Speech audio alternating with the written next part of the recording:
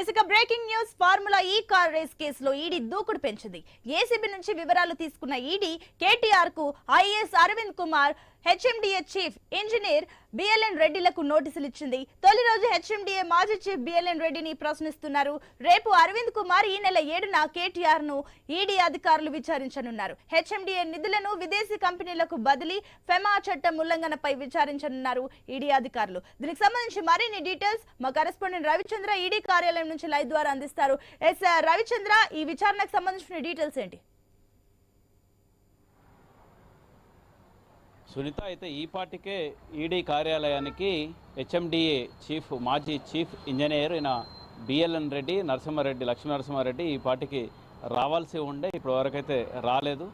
మరొక అంశం ఏంటంటే, ఇంత 2 గంటలకు ముందే 9 ఆ సమయంలోనే వచ్చి ఆఫీసులో కూర్చొని ఆ తర్వాత 11 గంటలకు హాజరయ్యిరా అన్నట్టు అనుమానం కూడా ఉంది. ఎందుకంటే 11 గంటలకు ఈడీ కార్యాలయానికి చీఫ్ ఇంజనీర్గా ఉన్నట్టుగా బిఎల్ఎన్ రెడ్డి హాజరు కావాల్సిందే. ఈడీ కార్యాలయం ముందు, ఈడీ అధికారుల ముందు హాజరు కావాల్సిందే. ఎందుకంటే ఫార్ములా ఈ కార్ రేసు సంబంధించిన కేసు విషయంలో ఆయనకు ముందుగా నోటీసులు ఇచ్చారు. ఆయనకు ఇవాళ 2వ తారీఖు కావడంతో ఇవాళ హాజరు కావాలంటూ ఈడీ నోటీసులు ఇచ్చింది.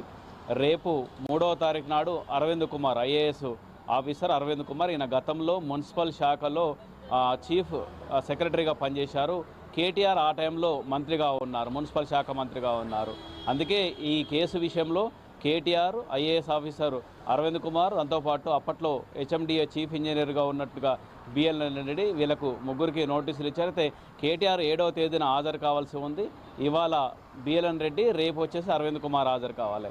అయితే ముందుగా వీళ్ళని పిలిచారు, కేటీఆర్ని కాకుండా ముందు బిఎల్ఎన్ రెడ్డి, ఆ తర్వాత అరవింద్ కుమార్ని పిలిచారు. వీళ్ళ నుంచి రిపోర్ట్ తీసుకుంటారు, వాంగ్మూలం తీసుకున్న తర్వాత ఆ తర్వాత కేటీఆర్ని ప్రశ్నిస్తారు.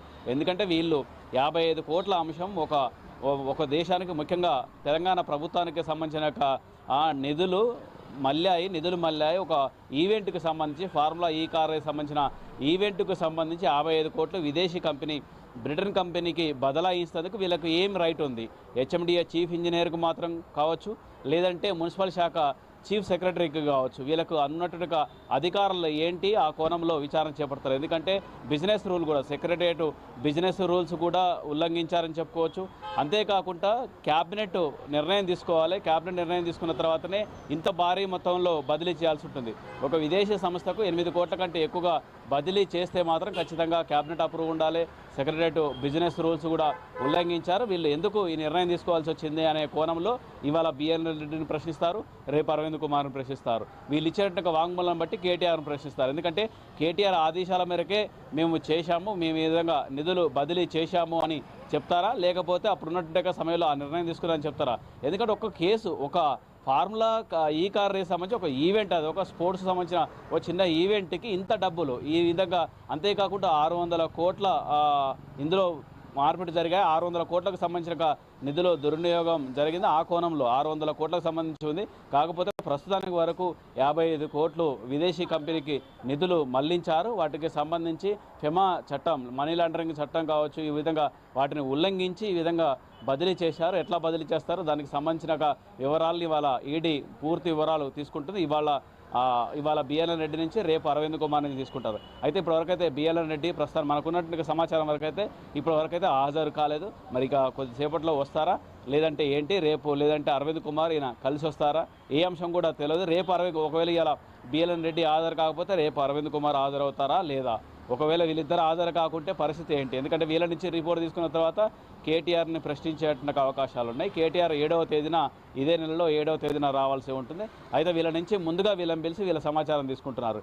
ఇదే ఫార్ములా ఈ కార్ రేసుకు సంబంధించిన కేసు విషయంలో ఒక పక్క ఈడీ, మరో పక్క ఏసీబీ కూడా దూకుడు పెంచాయి. ఏసీబీ కూడా విచారణ చేపడుతుంది. మొన్న ఇదే అంశానికి సంబంధించి ఏసీబీ అధికారులు కూడా నోటీసులు జారీ చేశారు. ఈ ముగ్గురికి A1గా కేటీఆర్, A2గా అరవింద్ కుమార్, A3గా బిఎల్ఎన్ రెడ్డి ఉన్నారు. వాళ్ళకు నోటీసులు, ఏసీబీ కూడా నోటీసులు ఇచ్చింది, విచారణ చేపట్టింది. దాంతో క్యాష్ పిటిషన్ వేశారు హైకోర్టులో కేటీఆర్. దీంతో ఆయన నాటు అరెస్టు అంటూ హైకోర్టు కూడా ఆదేశాలు జారీ చేసింది. మేము తుది తీర్పు ఇచ్చేంత వరకు, మా ఆదేశాలు చివరిగా మేము ఇచ్చేటువంటి ఆదేశాల వరకు కూడా ఏసీబీ అధికారులు అరెస్ట్ చేయడానికి వీల్లేదంటూ కూడా హైకోర్టు ఆదేశాలు జారీ చేసింది. దీంతో మరోపక్క విచారణ చేయండి అంటూ కూడా ఏసీబీకి హైకోర్టు ఆదేశాలు జారీ చేసింది. అందులో భాగంగానే ఏసీబీ విచారణ చేపడుతుంది. నిన్నటి వరకు మొన్న 31వ తేదీ వరకు ఆయన నాటు అరెస్ట్ ఉన్నట్టుగా హైకోర్టు, ఆ తర్వాత తుది తీర్పు వరకు అని కూడా హైకోర్టు చెప్పడంతో కేసీఆర్కి ఊరట కలిగినట్టే ఉంది. కానీ ఖచ్చితంగా హాజరు కావాల్సిందే. ఓ పక్క ఏసీబీ ముందు హాజరు కావాలి, మరో పక్క ఈడీ ముందు కూడా హాజరు కావాలి. ఈ విధంగా హాజరయ్యి సమాచారం ఇవ్వాల్సి ఉంటుంది. దాంట్లో ఉన్నట్టుగా లోపాలేంటి, నిధులు మళ్ళాయి, నిధులు ఎందుకు మళ్ళాయి, ఈ ఈవెంట్కి సంబంధించి నిర్ణయం ఏంటి, క్యాబినెట్ నిర్ణయం లేకుండా ఎందుకు తీసుకున్నారు, ఇందులో జరిగినట్టుగా ఫ్రాడ్ ఏంది, వాటికి సంబంధించిన పూర్తి పూర్వాపరాలు బయటకు తీసేట్టుగా అవకాశం ఉంది. అంతేకాకుండా మరోపక్క బీఆర్ఎస్ శ్రేణులు కూడా ఆందోళన వ్యక్తం చేస్తున్నారు. ఎందుకంటే కేటీఆర్ని అరెస్ట్ చేస్తారనే ఒక కోణంలో కూడా ఆందోళన వ్యక్తం చేస్తున్నారు. అంతేకాకుండా కేటీఆర్ కూడా నిన్న కొన్ని వ్యాఖ్యలు కూడా చేశారు. ఇది ఒక లొటపీసు కేసు అంటూ కూడా ఆయన వ్యాఖ్యలు చేసినట్టుగా సందర్భాలు ఉన్నాయి. అంటే దాన్ని బట్టేసి ఆయన ఏదో ఒక కేసు పెట్టాలని, నా మీద నన్ను అరెస్ట్ చేయాలనే కోణంలోనే ప్రభుత్వాలు చూస్తున్నాయి, ప్రభుత్వం చూస్తుందనంటూ ఆయన పొలిటికల్గా కావాలని చేస్తున్నారు. 6 సార్లు ప్రయత్నించారు. ఇది ఆ ఫార్ములా కేసు విషయంలో ఏసీబీ కావచ్చు, ఈడీ ముందు హాజరు కావాలని నోటీసులు వచ్చాయి. హాజరవుతాం అన్నట్టు కూడా కేటీఆర్ చెప్పుకొస్తున్నారు. ఈ విధంగా పొలిటికల్ అందులో రాజకీయ కక్షతోటే ఇందులో నన్ను పిలిచారంటూ కేటీఆర్ చెప్పుకొస్తున్నారు. అయినప్పటికీ సహకరిస్తూ అంటున్నారు. గతంలో ఇందులో ఏం లేదు, అసలు అందులో జరిగింది ఏం లేదు. ఒకవేళ తప్పు నేనే చేసి ఉంటే అని కేటీఆర్ వ్యాఖ్యలు ఏంటంటే, కేసు ఇందులో నేనే తప్పు చేసినట్టే, తర్వాత వచ్చినట్టుగా ప్రభుత్వం, రేవంత్ రెడ్డి ప్రభుత్వం, ఆయన కూడా తప్పు చేసినట్టే భావించాల్సి ఉంటుంది. ఆ తర్వాత ఎందుకు రద్దు చేశారు, దానికి సంబంధించినగా కొంత ప్రభుత్వానికి సంబంధించిన నిధులు కూడా దుర్వినియోగం, దాంట్లో రేవంత్ రెడ్డి కూడా విచారించాల్సి వస్తుంది అన్నట్టు కోణంలో కూడా కేటీఆర్ వ్యాఖ్యలు చేశారు. ఈ విధంగా ఈ కేసు అటు రాజకీయం మలుపులు ఉందని చెప్పుకోవచ్చు, ఇటు ఏసీబీ అటు ఈడీ ఈ విధంగా ట్రయాంగిల్ ఫైట్ నడుస్తుందని, ట్రయాంగిల్ ఉందని చెప్పుకోవచ్చు. విశ్లేషణ చేస్తే ఇందులో అదే ఉందని చెప్పుకోవచ్చు. ఓ పక్క ఏసీబీ అధికారులు విచారణ చేపడుతున్నారు, మరో పక్క ఈడీ అధికారులు విచారణ చేపడుతున్నారు. మనం ఇప్పుడు ఈడీ ఆఫీస్లో ఉన్నాం. ఇప్పటివరకు అయితే మాజీ HMDA chief engineer BLN Reddy వాళ్ళు రావాల్సి ఉండే, మరి రాలేదు ఆయన. మరి కొద్దిసేపట్లో వస్తారా, లేదంటే రేపు వస్తారా ఏందన్నది చూడాల్సి ఉంది.